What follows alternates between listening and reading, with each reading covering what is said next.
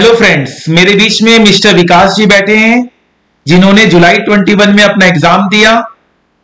आज ये chartered accountant हैं और सबसे अच्छी बात यह है कि इनको एसएफएम में 95% मार्क्स आए हैं, जहां पर सीए में ये बोला जाता है कि क्लियर नहीं होता है, बहुत टफ एग्जाम है, वर्ल्ड का टफेस्ट कोर्स माना जाता है। उसमें 95% मार्क्स लाना अपने आप में बहुत बड़ी अचीवमेंट है। यह ये भी बताता है कि इनका फाइनेंस में खास रुचि है, ये आगे चलकर फाइनेंस करियर में अपने आप को देख रहे हैं।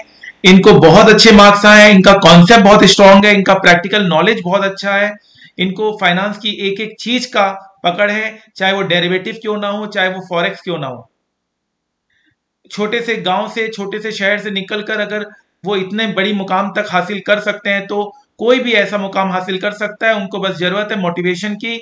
विकास एक ऐसे मोटिवेटर हैं जिन्होंने ये सब कर दिखाया है, तो हमें विकास के रास्ते पे चलना है, विकास को हमें आगे बनाना है, आगे रखना है। और ये अगर इतना अच्छा कर सकते हैं, मुझे ध्यान है ये 2 घंटे अपने जहां पे रहते थे 2 घंटे आना जाना करते हुए क्लासेस करते थे, ये सेंटर पे आके क्लास करते थे, आर्टिकलशिप करते थे, 2 घंटा आना 2 घंटा जाना, और छोटे से गांव से निकलकर इतना बड़ा मुकाम अगर हासिल कर रहे हैं तो जरूर ये एक्स्ट्राऑर्डिनरी ब्रिलियंट स्टूडेंट है। तो विकास जी अपनी जो जर्नी है उनको बताइए, और इतना अच्छा मार्क्स आपने कैसे लाया इसके बारे में जरूर हमें बताइए, ताकि दूसरे भी आपसे प्रेरित हो सके।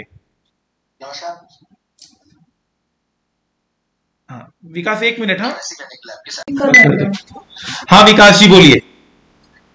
जा रहे हैं ये सब नीचे जाने वाला है।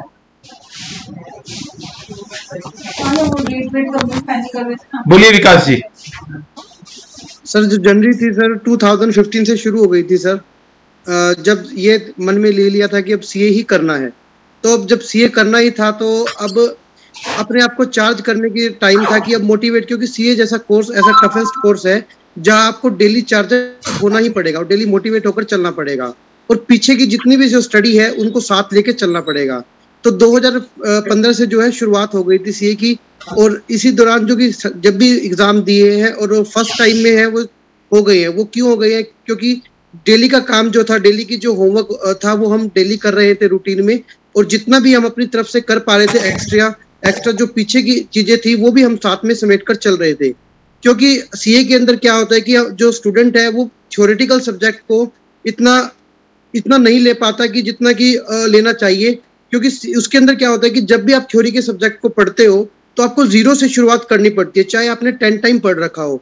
तो उनको मैंने क्या किया, प्रॉपर नोटिंग किया, नोट्स अपने प्रिपेयर किए, वॉइस नोट्स भी बनाता था, ताकि जब मुझे टाइम लगे या बस के अंदर जब मुझे 2 आवर्स मुझे पता है कि लगने ही लगने हैं, तो उस समय उन जो नोट्स थे मैं उसका इस्तेमाल करता था, ताकि जो है एफर्ट जो है वो बेकार ना जाए। अगर मान लीजिए 2 आवर्स में अगर काम कर रहा हूँ उस बस के अंदर भी, तो मैं कहीं ना कहीं अपने जो टारगेट है उसकी तरफ बढ़ रहा हूँ। उसी के थ्रू मैं 2015 से शुरुआत की, और 2021 हालांकि कोरोना की वजह से, कोविड-19 की वजह से टाइम ड्यूरेशन थोड़ा सा एक्स्ट्रा लग गया है, लेकिन 2021 के अंदर मैंने जो अचीवमेंट है, जो मैंने ठाना था, और आप जैसे जो टीचर्स हैं उनके जो स्टडी मेट्स है, जो मटेरियल दे रखा है, उनकी वजह से जो है वो अचीवमेंट मुझे मिल गई है। तो मैं थैंक यू आपको भी, और जो टीचर्स की जो मैंने क्लास ली है उन सभी को, कि जिन्होंने मेरा जो टारगेट है उसको अचीव करने में हेल्प की है। तो ये 95 मार्क्स लाने का राज क्या है? सर 95 मार्क्स लाने का राज सिर्फ मैं मानता हूं कि एक सबसे पहले तो आपको अगर मार्क्स चाहिए तो उसके लिए डेडिकेशन की जरूरत है। क्योंकि एसएफएम जैसे सब्जेक्ट के अंदर आपको क्या करना होता है कि आपके जो इस सब्जेक्ट के अंदर जो चीजें हैं वो नहीं है, क्योंकि स्टॉक मार्केट के बारे में स्टूडेंट नहीं पता कर पाता कि क्या चीजें हैं, डेरिवेटिव के बारे में, और जो चैप्टर है आपके पास उनके बारे में नहीं पता होता। सबसे पहले आपको एक टीचर जो होगा वो सिलेक्ट करना पड़ेगा कि किसको टीचर आपको बनाना है, कौन आपके टीचर रहने वाले हैं। तो मेरा जो सिलेक्शन था वो सबसे पहले वो सही रहा, क्योंकि मैंने जो टारगेट था वो अचीव किया है। उसके बाद आपको जो टीचर करवाता है उसको आपको होमवर्क जो है डेली आपको पंक्चुअलिटी के साथ आपको उसको करना पड़ेगा, क्योंकि बिना उसके आप क्या करेंगे कि अब क्रैमिंग करना शुरू कर देंगे, और वहां जाकर जब आप एग्जाम में बैठेंगे तो वहां पर आपकी डिफिकल्टी आपको आने ही वाली है। साथ ही फॉर्मूला की रीडिंग हो गया, जैसे कि आप क्लास के अंदर जो मोटिवेशन जो कोट्स बोलते थे स्टार्टिंग के अंदर, और जो शेयर मार्केट से जो अचीव वो हमको जो नॉलेज मिलती थी, उस चीज का जो एप्लीकेशन किया जाता था थ्योरी जो चीजों को बुक का, क्योंकि अब जो बुकिश नॉलेज अगर मान लीजिए कोई टीचर करवा रहा है तो शायद वो उसके समझ में ना आए, या आए तो बड़ी डिफिकल्ट आएगी, उसको काफी प्रैक्टिस करनी पड़ेगी। और वही चीजें अगर हम प्रैक्टिकल चीजों को साथ में लेकर चलेंगे तो शायद वो चीजें बहुत जल्दी जो है स्टूडेंट के माइंड में आ जाएगी। तो वही चीज एक एफर्ट डालता है कि टीचर जो है कौन किसको आप चुन रहे हैं, क्योंकि बेस्ट टीचर जो है वो चुनना एक बड़ी अपने आप में एक बड़ा डिफिकल्ट टास्क रहता है। तो मैंने आपको चुना जो कि बेस्ट मेरे लिए रहा, जिससे मुझे ये जो टारगेट है अचीव हुआ। साथ ही साथ जो एसएफएम के अंदर जो है मैंने देखा है कि जो मेरे जो फ्रेंड्स हैं वो लोग क्या करते हैं कि मैंने देखा था कि वो थ्योरीज जो थी वो उनको बाद में करते थे एग्जाम टाइम के अंदर, वो उसको इंपॉर्टेंस नहीं देते थे, क्योंकि एसएफएम के अंदर जो थ्योरी के वेटेज ठीक है 20 मार्क्स का है, लेकिन वो उसको नहीं देते थे कि हम इसको इजिली कर पाएंगे। लेकिन मैंने क्या किया था, स्टार्टिंग से ही नोटिंग करना शुरू कर दिया, अपनी खुद के नोट्स बनाने शुरू किए, और आपकी जो थ्योरी के जो यूट्यूब पर आप जो लेक्चर वगैरह थे उसको मैंने देखा, सर्च किया, या कोई जो नई अमेंडमेंट आई उनको मैंने साथ में लेकर चला। उन सभी चीजों को साथ में जोड़कर ही मेरी जो रिजल्ट है वो आपके सामने है सर।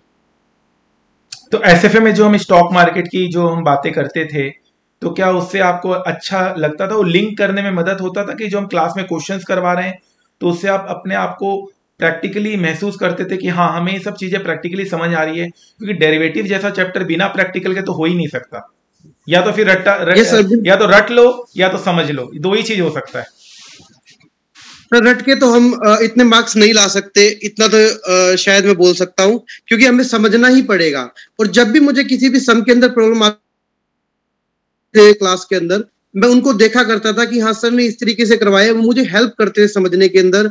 जिस तरीके से आप एग्जाम्पल देते थे वो मुझे काफी हेल्प करते थे उस चीज के अंदर। तो मैं मानता हूँ कि हाँ जो आप स्टॉक मार्केट करवा रहे थे उससे क्या होता है कि एक जो स्टूडेंट है उसका जो आगे की तरफ बढ़ने के अंदर कि उनको पता चलता है कि स्टॉक मार्केट के अंदर भी स्कोप है, और वो चीजें भी निकल कर वहां से सामने आती है। तो स्टूडेंट के सामने जो करियर के अंदर है वो एक इम्पोर्टेंट और जो इम्पोर्टेंट जो रहती है अपॉर्चुनिटी जो है देखने को मिलती है उसके अंदर भी, कि हाँ स्टॉक इन्वेस्टमेंट बैंकिंग के अंदर भी आप जा सकते हैं। क्योंकि अब आईपीसीसी क्लियर करने के बाद हमें नहीं पता था कि इन्वेस्टमेंट बैंकिंग नाम की कोई चीज होती है, तो वो चीजें हमको यहाँ से सीखने को मिलती है। तो आपने जब फर्स्ट अपना मार्कशीट देखा तो कैसा महसूस हुआ एसएफएम के मार्क्स देखकर, या आपको पता था कि आपके बहुत अच्छे पेपर हुए हैं? सर जिस तरीके से मतलब प्रैक्टिस हुई थी कि सबसे पहले तो सर जो आपका स्टडी मटेरियल था उसके अंदर क्या था कि जैसे मैं जब भी स्टडी करता था तो आरटीपीज और एमटीपीज को साथ में लेकर चलता था।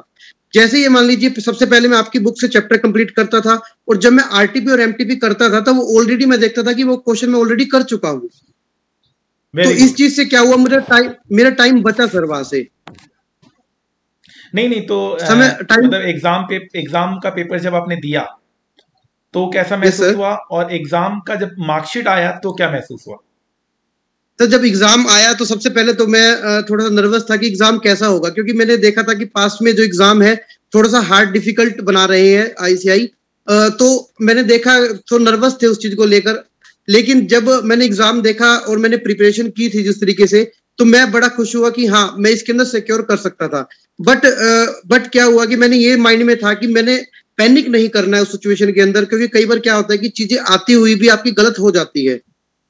तो इसलिए मैंने पैनिक नहीं करना था, और मैंने क्या किया कि अकॉर्डिंग टू जिस तरीके से मैंने करता गया, जैसे मैंने किए हुए थे सम वो मुझे देखने को मिले, तो मैंने हमेशा से ही माइंड में रखा कि उस तरीके से स्टेप बाय स्टेप जो आपकी बुक में दिया हुआ है मैंने उसी के अकॉर्डिंग क्या है उस तरीके को किया है। क्योंकि मैंने ये भी सुना था कि मैंने एक यूट्यूब पर ही किसी टीचर ने डाली थी, देखा था कि अगर मान लीजिए अगर आपका जो एग्जाम के अंदर आपका कोई स्टडी मेट से क्वेश्चन उठकर आता है तो आईसीआई ये डिमांड करता है कि आपका जो आंसर है वो एज इट इज हो।